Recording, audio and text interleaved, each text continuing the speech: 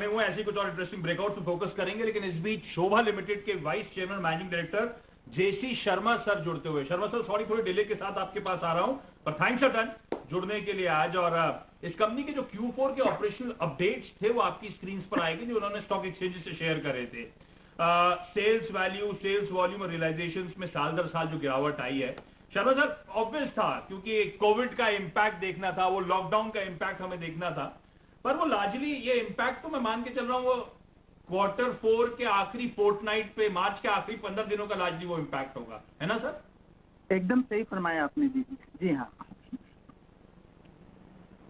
Hello.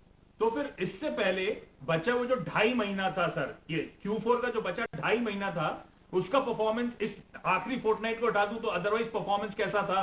तो उस time पे सेल्स कैसी थी बचे हुए 2.5 महीने में, हालात कैसे थे?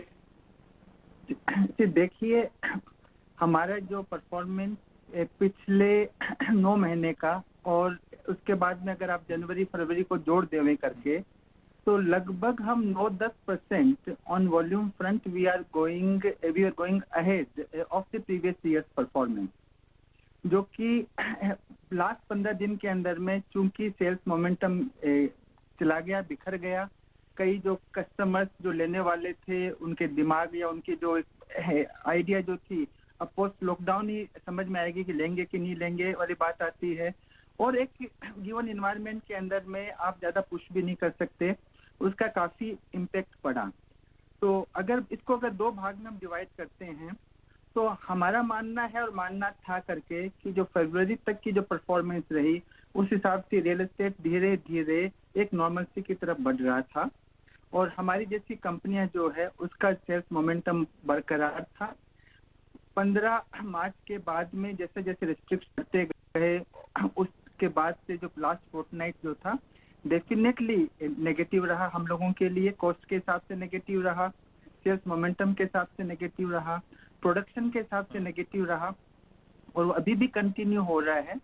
लेकिन क्योंकि आप खाली नहीं बैठ सकते, ऑनलाइन चल रहा है, लोग बागों को जो है एक समझ में आता है कि कोविड के बाद में भी स्टे एट होम वर्क जो है बार बार एक दिमाग में फ्लैश हो रहा है, तो हमने कुछ अपने तरीके से एक इंक्वायरी जनरेट करने की कैपेबिलिटी डेवलप करी है। और मेरा मानना है कि पोस्ट लॉकआउट ऑनलाइन इंक्वायरीज आ रही हैं आप लोग के पास इस समय? अच्छी तरीके से आ रही है, अच्छी तरीके से आ रही है और मैं एक कॉन्फिडेंटली बाजार को और सबको मैंने कह सकता हूँ कि जिस तरीके से हम स्थिति को समझ रखे हैं कि नेगेटिव है, लोग नहीं खरीदेंगे, डिप्रेशन में चले जाएंगे, हमें ऐसी स्थिति नहीं लग रही है। हमें लग रहा है कर कि लोग जो है रादर अच्छी तरीके से डिलिबरेशन करके पोस्ट कोविड लॉकडाउन काफी संख्या के अंदर में घर खरीदेंगे।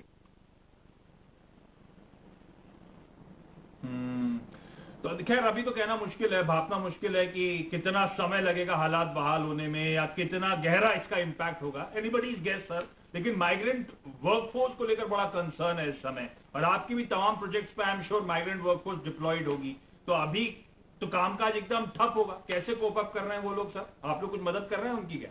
हाँ जी मदद कर रहे हैं। फिलहाल सभी सेफ हैं। एक जो रेस्टफुलनेस है वो डेफिनेटली है, क्योंकि जिस तरीके से वो आज डिस्कनेक्टेड है और बिना काम के ये जो वर्कफोर्स है इनकी इम्यूनिटी लेवल ज़्यादा है, लेकिन साथ साथ के अंदर में इनको आप खाली बिठा के आप खाना भी खिलाओ तो भी वो उतने खुश नहीं रह पाते हैं, कहीं ना कहीं एक रेस्टलेसनेस आती है सामने। हम हमारे हिसाब से कोशिश करते हैं कि उनकी देखभाल ठीक से हो जावे, लेकिन वो अपने रेस्पेक्टिव स्टेट्स के अंदर में जो भी उनके कॉन्टेक्ट्स है, इन्फ्लुएंशियल लोग हैं, पॉलिटिशियंस हैं, उनको मैसेज दे के एक हेल्प मांग करेंगे किसी तरीके से वापस चले जावे।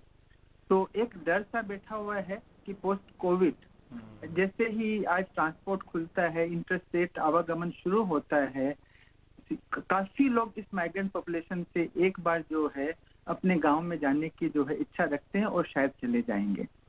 साथ साथ में एक वो भी चीज है कि एक रोजगार की बात है।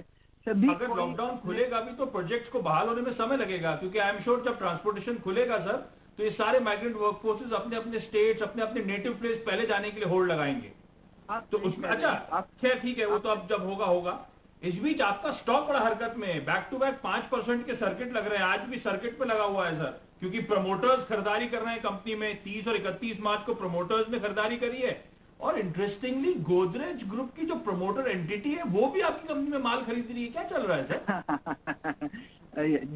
जी हाँ, आपने सही फरमाया करके है कि अगर आप देखें तो रियल एस्टेट सेक्टर के अंदर में प्योर रेजिडेंशियल प्ले में ज़्यादा कंपनीज नहीं है करके, और उसके अंदर में बेंगलोर का जो मार्केट है एक रीजनेबली आप देखो तो सेफेस्ट मार्केट है और सबसे ज़्यादा मतलब वाइब्रेंट मार्केट है, क्योंकि जो है आज आईटी का जो डोमिनेंस है और जो माइग्रेंट पॉपुलेशन है आईटी एम्प्लॉयज की सर्वाधिक यहाँ पर है। स्टार्टअप की जो स्ट्रेंथ है सर्वाधिक आप बेंगलोर के अंदर में है, और उस कंटेक्स्ट के अंदर में हम मानते हैं कि हाउसिंग डिमांड और हमारे भी 10 सिटीज में प्रेजेंस होने के बाद 70-75% जो डिमांड बेंगलोर से आती है। तो हमारा तो विश्वास है कि हम स्ट्रॉन्ग फुटिंग पर है, और मार्केट ने एक दफे अपने हिसाब से सोचा कि 3,000 करोड़ का जो डेट है, जैसे बोलिए या जो भी अपनी एक आकलन होता है लोगों का, तो उन्होंने कहा कि शायद कंपनी में प्रॉब्लम्स है। जब प्रॉब्लम समझ में नहीं आई, ऑपरेशनल परफॉर्मेंस दिखा, और जो लोग पारखी है उन्होंने अपने हिसाब से खरीदारी शुरू करी, और उसका नतीजा है जो आप सामने देख रहे हैं पिछले 7-8 दिन से। नहीं, इंटरेस्टिंग है, और इसी से कॉन्फिडेंस भी बढ़ा है स्ट्रीट का कि खुद प्रमोटर्स खरीद रहे हैं, कुछ बड़े बड़े लोग खरीदारी कर रहे हैं, तो कॉन्फिडेंस स्ट्रीट का बढ़ रहा है स्टॉक को लेकर। खैर, बहुत सारी बातें करनी थी सर, ये वर्क फ्रॉम होम से कमर्शियल रियल एस्टेट और वहां पे रेंटल के कुछ इश्यूज वगैरह पेमेंट्स आने में, पर अब एक काम करता हूँ, मेरे पास समय है नहीं, मैं ब्रेक ले रहा हूँ। आप जब शोभा लिमिटेड के क्वार्टरली नंबर्स आएंगे तो बहुत कुछ अभी भी बातचीत करने के लिए सर से, क्योंकि एनवायरमेंट जिस तरह से बदला है काफी कुछ अभी भी समझने की जरूरत है हमें चीजों को। लेकिन आज शर्मा सर वक्त निकालने के लिए बहुत बहुत धन्यवाद। क्योंकि यहाँ पे छोटा सा ब्रेक के उस पर एक क्विक मार्केट रैप लेंगे, उसके बाद शो खत्म करेंगे।